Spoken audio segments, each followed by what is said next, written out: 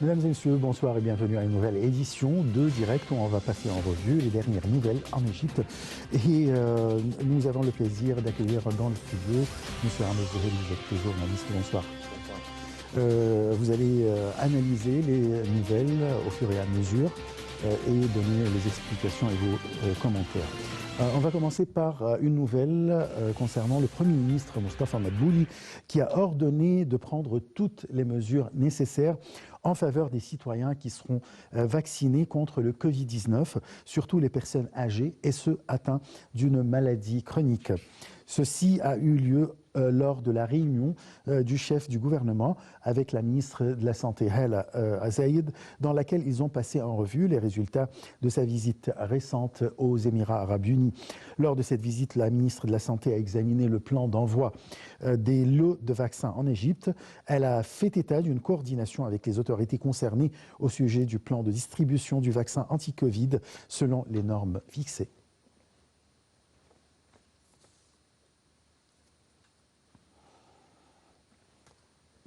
Monsieur Ahmed Zouheli, je rappelle que vous êtes journaliste. Alors, l'Égypte vient de recevoir un premier lot du vaccin chinois, Sinopharm. Si je ne me trompe pas, 50 000 doses. Qu'est-ce qu'on attend des vaccins en général anti-Covid? Est-ce que vraiment ils sont sûrs aujourd'hui? Certainement, le temps qui est écoulé depuis le début de l'épidémie n'a pas donné suffisamment de temps d'être 100% sûr de l'efficacité du vaccin, ni de ce qu'il pourrait avoir par exemple, d'effets secondaires plus tard à l'avenir. Donc malheureusement, mais cela c'est un fait qu'on ne peut pas nier, mais le Premier ministre, comme le gouvernement, représenté également par la ministre de la Santé, s'engage à mettre le citoyen égyptien au premier plan pour réussir à surmonter cette épreuve le plus rapidement possible. Donc, ce lot de vaccins vient de se mettre dans cet esprit et dans cette continuation. Depuis l'apparition de cette pandémie, de ce virus en Égypte, le gouvernement égyptien, y compris bien sûr le ministère de la Santé, ont prouvé une efficacité avec le traitement de cette nouvelle maladie. Là, ils mettent en garde, ou bien ils ont ordonné, surtout le Premier ministre a ordonné de prendre toutes les mesures nécessaires en faveur des citoyens qui seront vaccinés contre le Covid-19. Qu'est-ce que ça veut dire? Et il voulait mettre en premier plan les gens à risque, donc les populations à risque, les gens d'un certain âge, les malades chroniques, les gens dans les EHPAD, etc. Donc ce serait un moyen de leur donner espoir et leur donner un soutien moral également pour surmonter leurs épreuves d'âge et leurs épreuves de maladie. Donc cela, comment dire, il prend le point positif du vaccin qu'il serait efficace. Donc on pense que ces vaccins seront, selon les rapports de l'Organisation mondiale de santé et les instances qui ont donné l'accord pour la réalisation et la production de ce vaccin. Avec ce gage, il le prend et il le distribue à la population comme il est d'un point de vue scientifique et naturellement médical, selon les rapports représentés par la ministre de la Santé, qui dit qu'en effet, ils sont efficaces. Cela d'un côté. Et, je ne sais pas quoi dire exactement parce qu'il y a des idées contradictoires, mais au début, jusqu'à un certain moment, l'Égypte a démontré une efficacité par rapport au nombre de malades et des fins, des morts de cette maladie. Paix à leur âme tous. Mais dernièrement, avec la deuxième vague, les nombres commencent probablement à augmenter avec une certaine efficacité dans les hôpitaux, mais quand même les hôpitaux demandent plus de moyens pour pouvoir affronter cette maladie et cette épidémie. Et cela continue, mais on ne peut pas savoir ce que pourrait passer dans les prochains mois, oui. Surtout avec l'annonce de... voilà, on s'est réveillé hier matin, avec des annonces de la part du gouvernement britannique. Il y a une deuxième souche du virus.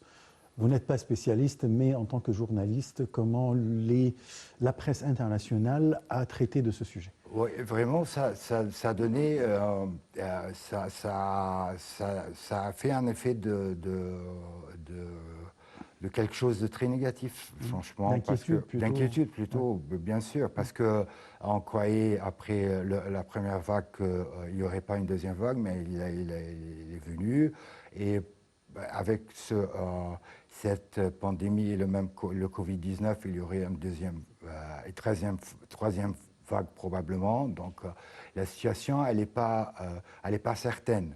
Dans aucun pays, les États-Unis ont démontré un nombre phénoménal des victimes, et également au Royaume-Uni. Donc cela nous inquiète tous et nous inquiète en Égypte. Certainement, parce que également le secteur du tourisme, il est basé sur l'arrivée des touristes citoyens du monde entier. Donc il y a toujours des mélanges qui pourraient être difficiles à surmonter, mais malgré les efforts considérables qui sont faits par tous les hôtels et tous les organismes de tourisme pour faire, même aujourd'hui à Luxor et à Assouan, etc., dans les hôtels en Égypte, il y a les mesures de respect de la distanciation sociale et donc les masques, le port des masques, les gels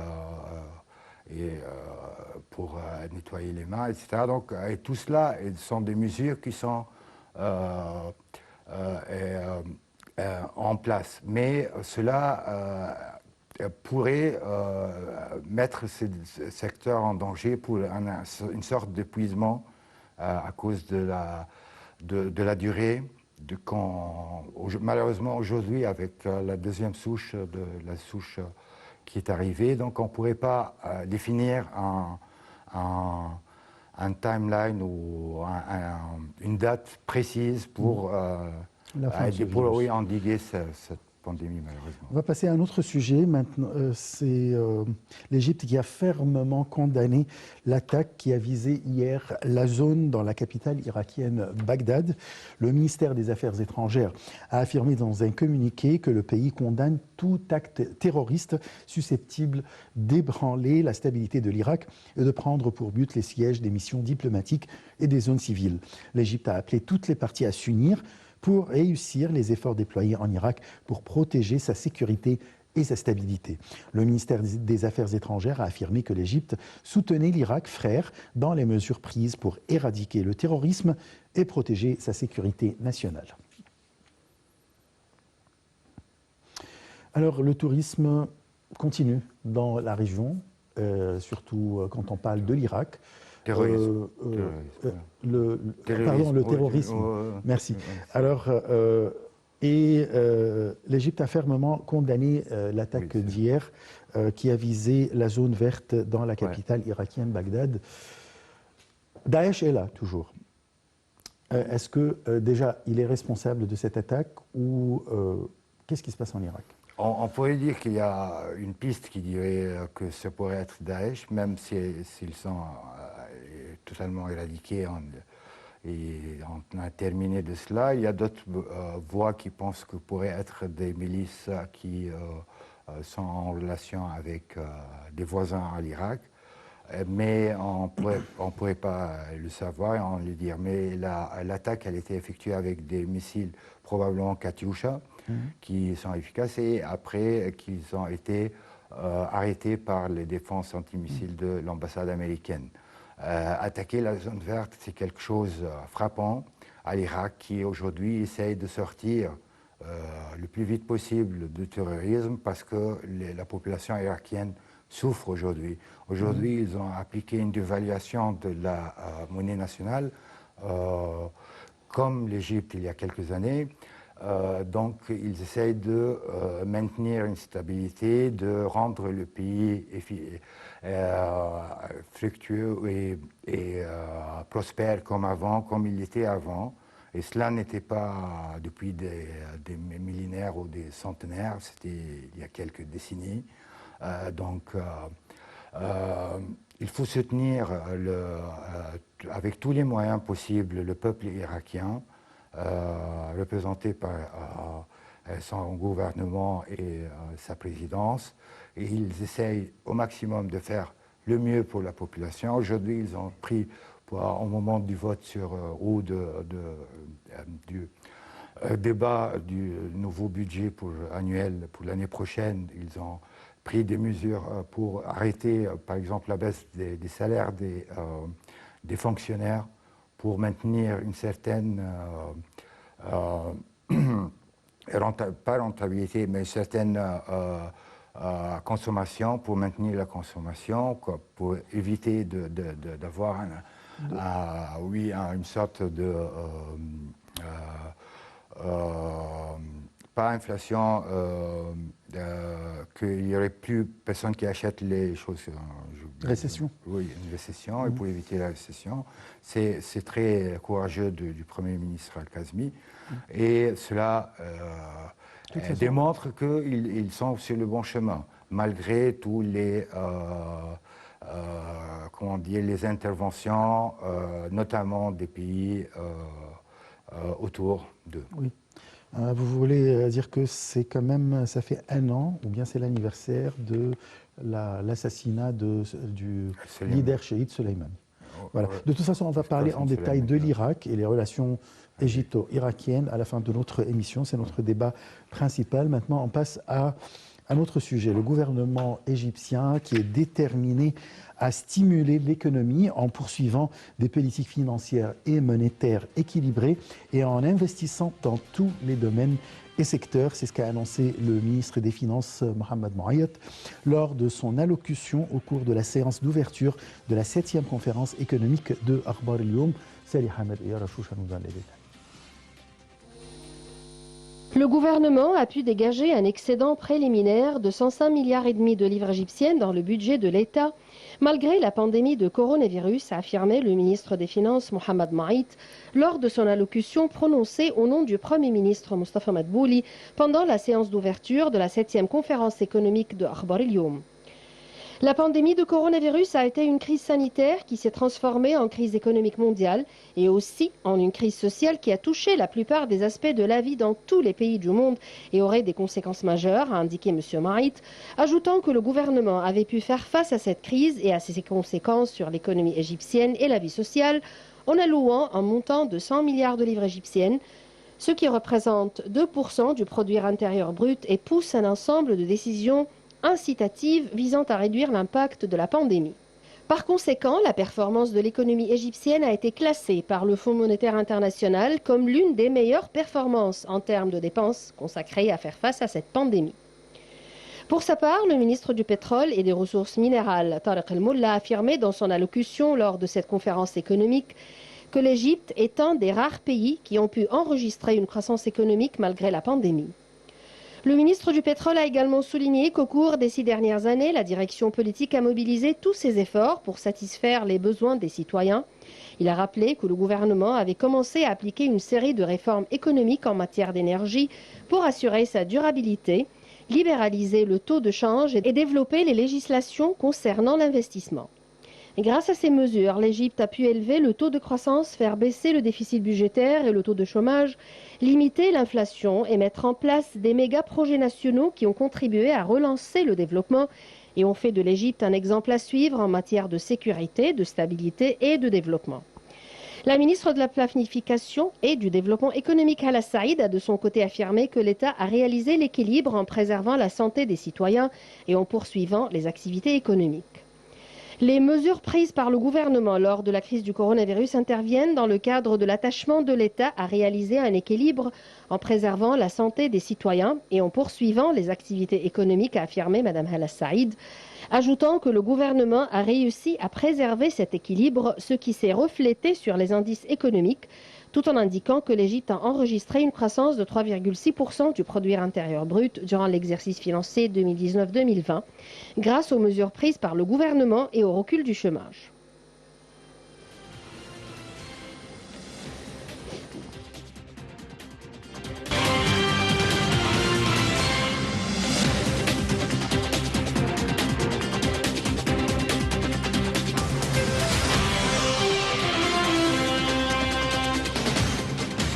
Malgré la pandémie, les répercussions de la pandémie sur l'économie mondiale, l'Égypte a enregistré quand même une croissance économique positive durant 2020.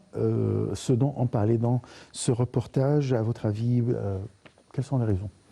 On résume que c'est très bien, c'est un pas en avant, c'est très bien d'avoir 3,1 au PIB, de produit intérieur brut, PIB d'excès, ça c'est bien, mais il faut penser, c'est un pas pour l'avant, mais c'est pas la fin, c'est le début du chemin, mais c'est pas la fin. J'espère que dans les années à venir, on atteindra des meilleurs niveaux de 7-8% comme il y avait il y a 20 ans. Et cela n'est pas difficile parce qu'il y a des secteurs, comme on a parlé au début de l'émission, qui sont presque totalement à l'arrêt, dans le tourisme qui pourrait faire un boom à ce montant ou ce pourcentage de 3,1 qui pourrait atteindre dans le futur 5 ou 7 ou plus. Mais tout dépend aussi du développement du Covid et de cette pandémie dans le futur. Cela reste malheureusement inconnu pour tout le monde. Ouais. Mais il faut saluer que c'est des efforts considérables et cela nécessite un engagement à refaire mieux dans les années à venir. Un autre sujet qu'on va traiter, l'Égypte a assumé la présidence de la 24e session du Conseil des ministres arabes de la technologie de l'information et de la communication, tenue samedi via visioconférence. Regardons ce reportage. L'Égypte a assumé la présidence de la 24e session du Conseil des ministres arabes de la communication et des technologies de l'information qui s'est tenue samedi via visioconférence sous la présidence de M. Amr Talat.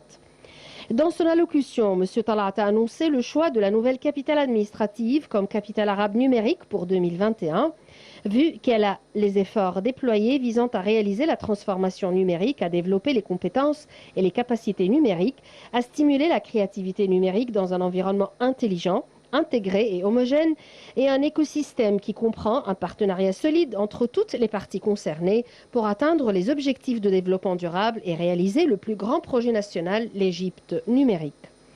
Le ministre de la Communication et des Technologies de l'Information, M. Talat, a passé en revue la vision de l'Égypte pour la création d'une société arabe numérique basée sur 3 axes principaux. La transformation numérique, le développement des compétences et des capacités numériques et la stimulation de la créativité et du travail de création numérique.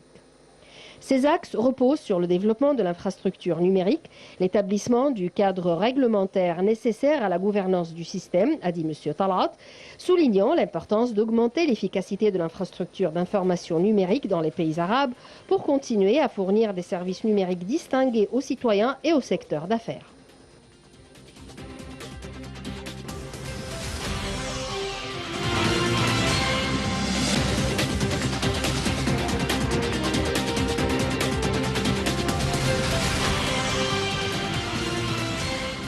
Monsieur Hamd Zeheli, quelle est l'importance d'un tel visioconférence en ce moment? C'est très important, je pense, de mettre l'accent sur l'importance de l'information, communication dans notre quotidien, notamment en ce qui concerne le numérique, qui est devenu dans le monde entier quelque chose d'essentiel pour les générations à venir. Et même au niveau même de l'intérieur de cette spécialité d'Infocom, au niveau des générations. Donc aujourd'hui, la plupart des gens dans le monde fonctionnent encore avec la 4G. Prochainement, il y aurait la 5G avec une certaine hégémonie chinoise sur cela, mais cela n'empêcherait pas qu'il y aurait les 6G, etc. Et plus tard, on ne saura jamais qu'est-ce que pourrait y avoir. Donc, et ainsi de suite, ça pourrait continuer. Et ce secteur, c'est très important parce que à tous les niveaux, il est primordial pour la population arabe, pour les mettre en connexion et avoir une certaine coordination populaire et étatique pan-arabe et au niveau du monde entier également. Donc cela vient à temps et d'une importance majeure en même temps. Très bien. Bon, passons à notre débat principal pour ce soir. L'Égypte a une forte volonté et elle est sérieuse pour une coopération fructueuse avec l'Irak dans tous les domaines, a affirmé le président de la République Abdel Fattah el-Sisi lors de la réception du vice-premier ministre et ministre du plan de l'Irak, Khaled Battal, en présence d'un nombre de ministres et de responsables égyptiens. Regardons ce reportage de Salih Hamid et Yara Choucha, et puis on va écouter les explications de M. Le président Abdel Fattah el-Sisi a reçu samedi le vice-premier ministre irakien et ministre du plan, Dr Khaled Battal, à la tête d'une importante délégation et en présence d'un certain nombre de ministres égyptiens. Lors de la réception du vice-premier ministre et ministre du plan de l'Irak, le président al-Sisi a souligné l'importance de suivre minutieusement les points convenus afin de parvenir à des résultats tangibles vers une coopération fructueuse. Le chef de l'État a affirmé lors de la rencontre les constantes de la politique égyptienne, exigeant de soutenir l'Irak, de renforcer son rôle au niveau national et arabe et de l'aider à relever les défis et à maintenir sa sécurité et sa stabilité. L'Égypte tient à relancer la coopération avec l'Irak, soit au niveau bilatéral ou tripartite avec la Jordanie, à la lumière de l'importance stratégique de cette coopération dans le monde arabe.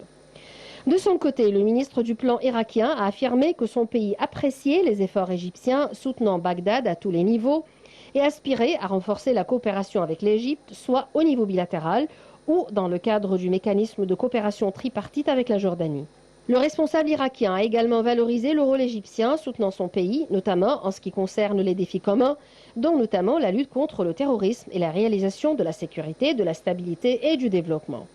À l'issue de cette rencontre, les ministres et responsables égyptiens et irakiens ont passé en revue les projets de coopération bilatérale dans tous les domaines afin d'exploiter les potentiels dont disposent les deux pays.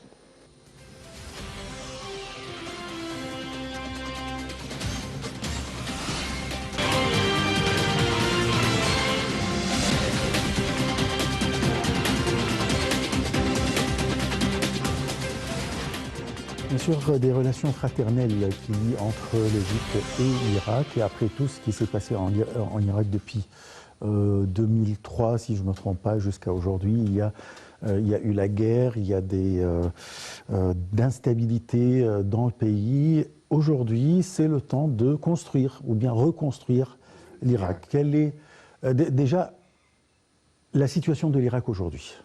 La situation de l'Irak aujourd'hui, elle est difficile. Aujourd'hui, au niveau de...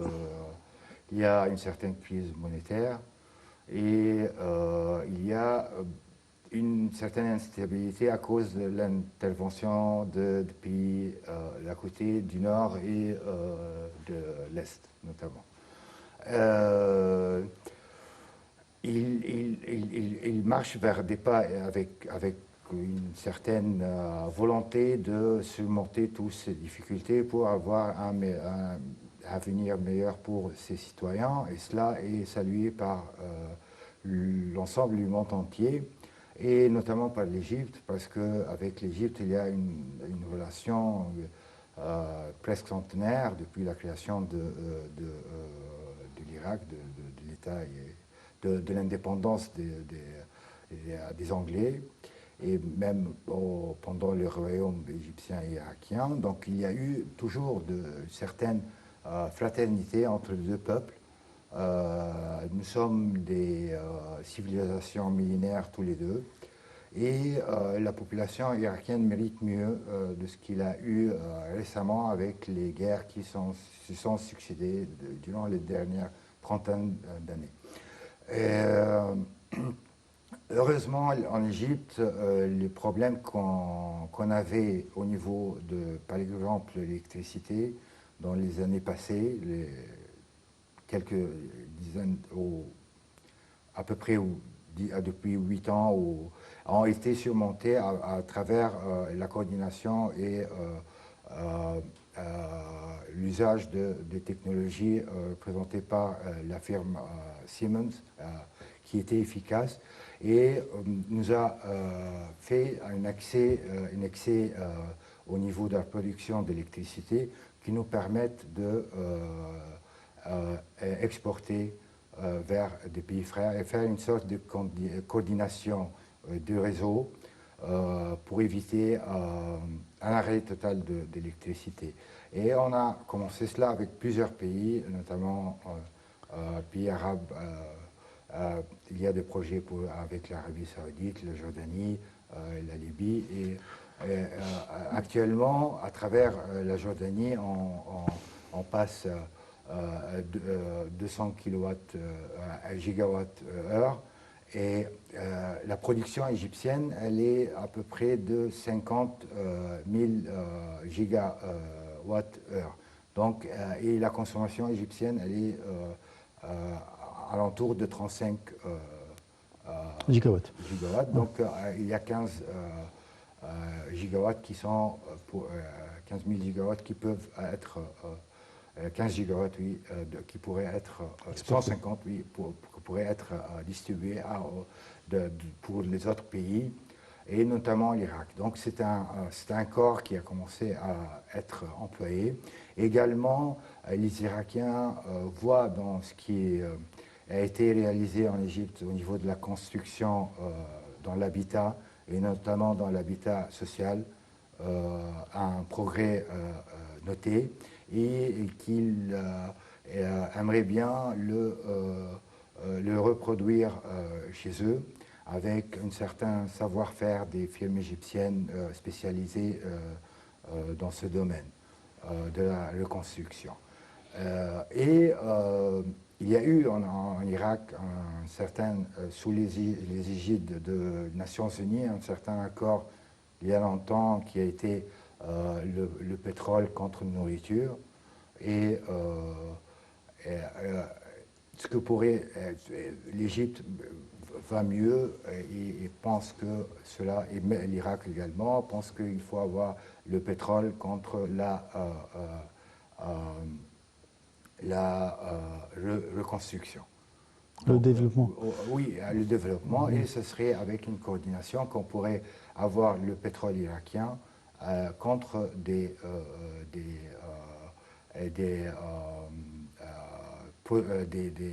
projets égyptiens réalisés en Irak, des expertises ou de l'électricité. Ainsi, il y aurait une sorte de coordination pan-arabe, et qu'il n'y aurait pas... donc, les firmes égyptiennes seraient payées à travers ce pétrole, qui serait donc...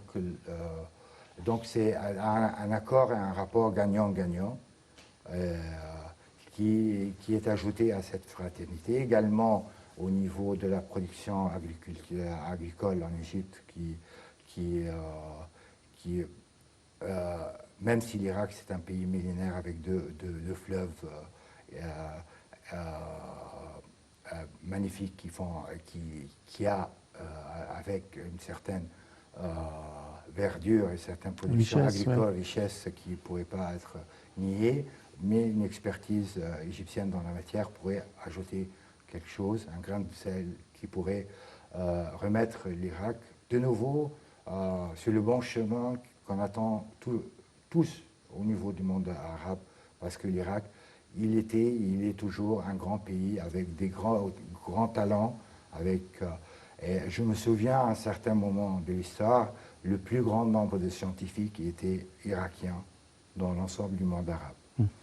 Mais si on regarde la situation sécuritaire et l'instabilité qui se trouve dans cette région, je ne parle pas seulement de l'Irak, mais juste à côté, il y a le Yémen, avec tout ce qui se passe dans cet endroit, il y a la Turquie, la Syrie, la Turquie, l'Iran. Il y a comment l'Irak peut être sauvé de toute cette instabilité? En fait, ce qu'on pourrait également voir qui est bien en Irak au niveau de ce qui s'est passé dernièrement, une sorte ils ont augmenté les autorités des régions, ce qui était bien, en quelque sorte quelque chose de bien, ce qu'on pourrait étudier au niveau égyptien pour avoir plus d'efficacité au niveau de la réalisation pour être plus efficace pour les citoyens. Et cela est d'un côté. Mais d'un autre côté, depuis la chute de Saddam Hussein, il est malheureusement une cible pour toutes les cultures voisinantes pour avoir une certaine hégémonie sur l'Irak. Oui. Comme une maison qui était laissée vide, en quelque sorte. Et après le retrait des Américains, en quelque sorte, ça a accentué cela avec la guerre pour Daesh, etc., l'intervention turque au nord. Et cela n'empêche de rien que la présence iranienne en Irak, elle est depuis longtemps remarquable et forte. Donc il est en quelque sorte en période d'instabilité comme il était, mais heureusement c'est moins qu'avant. Et avec une coordination avec l'Égypte qui, je pense, met en premier plan la coordination au niveau de coordination pour contrer le terrorisme dont on a démontré une certaine efficacité, qu'on pourrait être également pertinente pour les Irakiens à ce niveau.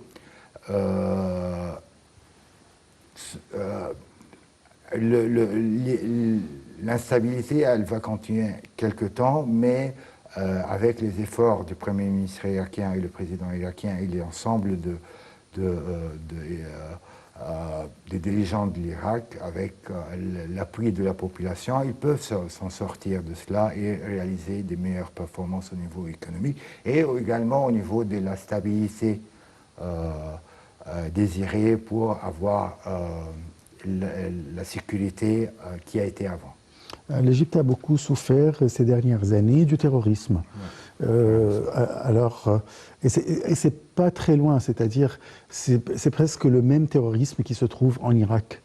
Alors comment coordonner entre les deux pays? Comment l'Égypte, qui a réussi à presque anéantir le terrorisme sur son territoire, comment donner ou présenter ou transférer son expérience à l'Irak? Cela demanderait plus de coordination au niveau des responsables dans les deux pays de ces dossiers. Et l'Irak également, ils ont réalisé ils ont fait beaucoup, notamment pour anéantir Daesh, et ils ont réalisé des remarquables, comment dire, presque coups de Trafalgar quelquefois au niveau pour faire tomber Daesh. Et donc ils ont réalisé, ils étaient efficaces en quelque sorte. Mais ça continue malheureusement le terrorisme. Et l'Égypte, heureusement, elle fait de son mieux pour... l'accord entre les deux pays, il doit être permanent. Il ne doit pas s'arrêter si le terrorisme a été anéanti. Cette coordination est très importante pour arrêter ce terrorisme qui est malheureusement un phénomène international. On a vu ce qui s'est passé en France, en Autriche et dans de nombreux pays dans le monde. C'est quelque chose qu'il faut être patient pour l'éradiquer, et il faut combattre les idées plus qu'autre chose à un niveau, et de notre côté démontrer une efficacité pour contrer toute attaque qui pourrait faire des victimes et faire des atrocités pour les populations. En Irak, il y a un gros problème concernant les différentes sectes, si je me permets de dire, c'est-à-dire il y a les sunnites et les chiites, qui chaque parti est soutenu par différents pays ou d'autres pays. Alors comment résoudre ce problème? Est-ce qu'il faut coordonner entre tous les pays? Comment on fait pour avoir un Irak très uni? Cela, c'est l'affaire des Irakiens eux-mêmes, je pense. Et je pense que s'il y aurait de la volonté de s'unir et avoir une union nationale irakienne, cela pourrait se faire, parce que... même avec l'ingérence des autres pays. Des autres pays, parce que le citoyen chiite irakien, il est irakien avant d'être chiite, oui, également, et sa religion, c'est quelque chose de personnel, et sa nationalité ou sa citoyenneté, ce qui le lie avec l'ensemble des citoyens autour de lui. Donc, et c'est l'affaire de mettre en premier qu'est-ce qui est le plus important pour l'ensemble de l'Union nationale, c'est l'appartenance à une secte ou l'appartenance à l'ensemble de la communauté irakienne. À ce niveau, je pense, il n'y a pas de déchirement, il y a de coordination, et la situation est meilleure qu'avant, il y a quelques années. Donc cela est bien, mais cela ne pourrait pas se terminer avant le moment où on parlerait de nouveau d'un Irak uni et fort et revenu comme avant, comme il était, et même mieux, parce que comme il était, il y avait beaucoup de failles, quelques failles dans le système, oui, beaucoup en quelque sorte, mais avec cette fierté nationale irakienne, il pouvait retourner comme il était là d'avant. Là, le président de la République, Abdel Fattah el-Sisi, a déclaré que l'Égypte a une forte volonté et elle est sérieuse pour une coopération fructueuse. Quels sont les domaines de coopération entre l'Égypte et l'Irak aujourd'hui qui sont vraiment urgents? Ce qui est urgent, on a vu avec l'attaque de la zone verte, il y a une urgence de donner l'expertise au niveau de contrer le terrorisme. Il y a aussi le secteur de l'électricité qui est primordial, parce que un pays sans électricité, cela va dire qu'il n'y aurait pas d'Internet, par exemple, qu'il n'y aurait pas de télé, il n'y aurait pas même le plus petit moyen pour un citoyen pour faire contrer la nuit. Donc ce serait quelque chose de première nécessité, le secteur d'électricité et le réseau électrique. Et le troisième point, c'est le secteur d'habitat, de la reconstruction du pays pour revenir à un certain niveau comme il était avant. Je vous remercie beaucoup. Merci à vous. Amr Zoheri, je rappelle que vous êtes journaliste, pour ces explications et ces éclaircissements concernant tous ces sujets qu'on a traités quand même, surtout la coopération entre l'Égypte et l'Irak en ce moment, très important dans l'histoire. Chers téléspectateurs, je vous remercie. On se donne un rendez-vous demain à la même heure avec une nouvelle édition de Direct. Au revoir. شكرا.